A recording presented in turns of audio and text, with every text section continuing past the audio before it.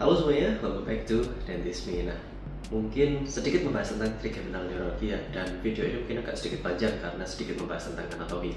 Tapi sebelumnya, saya sedikit jelaskan dulu apa itu trigeminal neuralgia. Nah, sebenarnya trigeminal neuralgia itu adalah rasa sakit yang kemungkinannya itu disebabkan oleh beberapa hal, tapi biasanya disebabkan oleh saraf trigeminus. Ada yang namanya saraf itu namanya saraf trigeminus, dia tertrigger sehingga menyebabkan trigeminal neuralgia.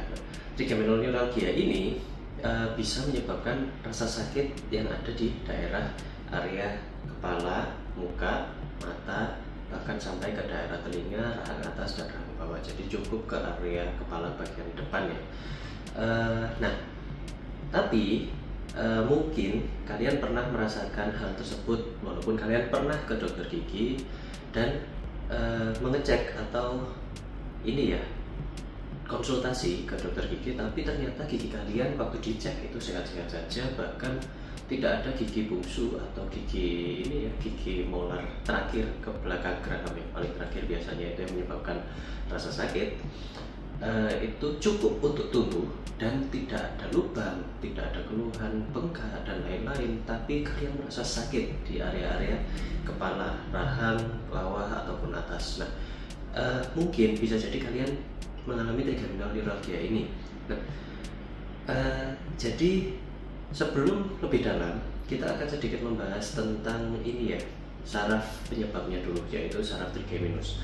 Nah, saraf trigeminus ini letaknya sebenarnya cukup simpel ya, di area telinga. Jadi dia itu percabangan utama, salah satu percabangan utama dari sistem saraf pusat, yang mana kita tahu ada otak besar, otak kecil, dan batang otak. Nah, antara otak besar dan batang otak itu ada yang namanya pons. Jadi dia pons ini akan keluar percabangan, ya itu ya, jadi percabangan dari saraf trigeminus ini tadi. Jadi keluar dari pons, dia terbentuklah sebuah kumpulan saraf, yaitu saraf trigeminus ini. Nah, kita biasanya sebutnya ganglion kalau kumpulan saraf. Nah, nanti saraf-saraf yang berkumpul ini dia akan menjadi saraf-saraf kecil bercabang. Nah, ada 3 saraf utama yang menjadi percabangan dari saraf trigeminal ini tadi atau saraf trigeminus. Nah, yang pertama adalah saraf ophthalmicus. Nah, saraf ophthalmicus ini dia bercabang, dia keluar dari tengkorak melalui visura. Nah, visura ini celah ya. Artinya visura itu celah. Nah, celah ini namanya visura orbital, yang mana dia akan keluar dari situ dan saraf-saraf tersebut mengisi sebagian besar ruang orbita dan dia memanjang ke area dahi. Nah, maka dari itu kenapa kok begitu saraf ini tertrigger bisa terjadi rasa sakit hingga ke area kepala bagian atas ini. Nah, dan juga bisa jadi ke area sekitar mata. Nah, itu yang percabangan pertama. Sedangkan untuk percabangan kedua dari saraf trigeminus ini ada yang namanya saraf maksila. Nah, saraf maksila ini dia keluar melalui lubang kecil juga dari tengkorak. Nah, lubang kecil ini namanya foramen. Foramen ini artinya lubang. Jadi foramen namanya foramen rotundum. Jadi dia melalui foramen tersebut, lubang tersebut, lalu dia bercabang lagi. Nah, percabangannya ini cukup banyak. Dia ada yang masuk ke daerah langit-langit, namanya nanti jadi foramen palatinum atau palatinus. Nah, lalu dia ada yang sedikit ke belakang, ke faring, kita sebutnya biasanya itu. Nah, lalu ada lagi yang masuk ke area tulang rahang atas dan dia menjadi nervus alveolaris superior. Nah, nanti dari saraf tersebut kan gigi ada banyak. Nah, gigi ini nanti akan terisi dari percabangan saraf nervus alveolaris superior tersebut. Jadi setiap gigi nanti akan dia masuk saraf satu itu dan seterusnya. Nah, lalu ada percabangan lagi, yaitu ke ini dia keluar melalui foramen atau lubang kecil di bawah mata yang namanya foramen infraorbital. Dia memanjang, jadi dia keluar dari situ dan memanjang ke labial atau bibir yang kita biasanya sebut labial. Nah, setelah dari itu ada percabangan terakhir dari dari trigeminal, saraf percabangan ketiga dari saraf trigeminus ini tadi. Yang terakhir itu namanya nervus mandibularis. Nah, nervus mandibularis ini dia seperti namanya, yang kita tahu mandibularis itu adalah rahang bawah, mandibula. Nah, dia keluar melalui foramen juga, lubang juga yang namanya foramen ovale.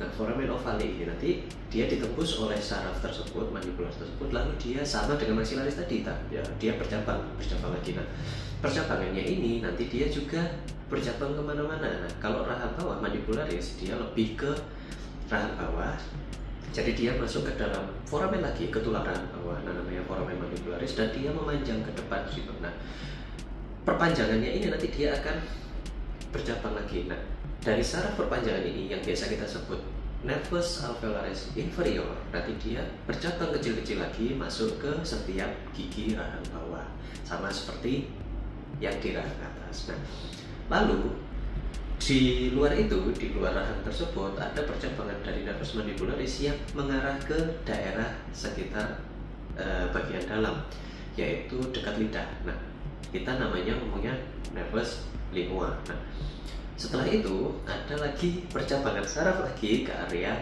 pipi, yaitu nervus buccalis. Nah, cukup banyak percabangannya, tapi ada satu saraf lagi yang sedikit menyimpang kalau menurut saya, yaitu saraf percabangannya ke daerah area depan telinga yang biasanya kita sebut dengan nervus auricularis temporalis. Jadi dia bukan ke telinga tapi di daerah depan telinga lalu memanjang ke pelipis atas ini. Nah, maka dari itulah kenapa kalau nervus trigeminal ini tadi, nervus saraf trigeminus ini tadi ke trigger, maka bisa menyebabkan rasa sakit pada area-area tersebut, bahkan gigi, pipi, mata, dan sekitar kepala bagian depan terutama, bisa jadi juga area pelipis dan daerah telinga. Nah, inilah kenapa menyebabkan ada rasa-rasa sakit di situ.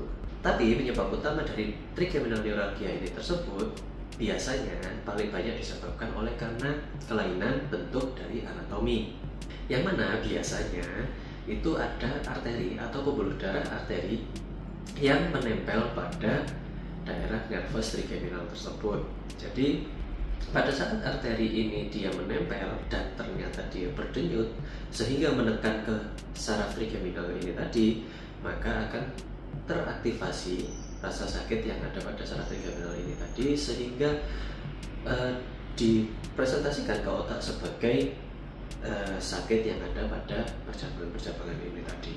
Maka dari itulah salah satu penyebabnya. Ada penyebab lain, misalnya seperti ada tumor yang menekan saraf tersebut, ada juga penyakit sistem saraf pusat yaitu multiple sclerosis, tapi ini sebenarnya sangat jarang terjadi.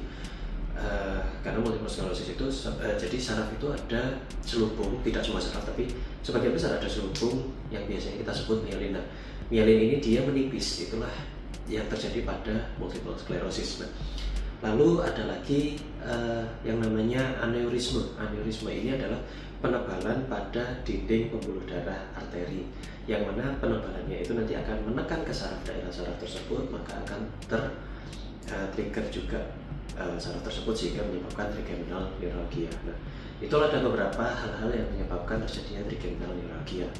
Nah, untuk penata laksananya sendiri, sebenarnya kalau kami para dokter gigi tidak bisa terlalu berbuat banyak, dan kita mungkin hanya bisa membantu untuk meresepkan obat untuk meredakan atau mengurangi rasa sakitnya sementara waktu, sembari kami akan merujuknya ke dokter spesialis saraf. Nah, nanti akan ditindak lebih lanjut oleh dokter spesialis saraf ini. Tapi tidak usah khawatir, memang sudah banyak ya, dokter-dokter di Indonesia yang bisa menangani hal-hal seperti ini. Jadi jika kalian mungkin mengalami hal-hal tersebut, tidak usah khawatir, konsultasikanlah ke dokter keandalan kalian. Maka dari itu, ya check up lah sedini mungkin, lebih cepat lebih baik, karena trigeminal neuralgia ini cukup mengganggu sebenarnya, dia bisa timbul dan hilang. Bahkan rasa sakitnya mungkin ya bisa dari sedang ke yang sangat mengganggu, sangat menyakitkan, tergantung dari tingkat keparahannya. Nah, itu saja. Jadi ini adalah akhir video ini. Intinya tidak usah khawatir. Coba jika kalian mengalami hal-hal tersebut atau ada rasa sakit yang mungkin kalian curiga ke arah sana atau bahkan mungkin tidak sampai ke arah sana, silakan kalian konsultasikan ke dokter-dokter andalan kalian. Okay, that's it. And this is the end of this video, and as always, stay safe and healthy. See you in the next video. Goodbye.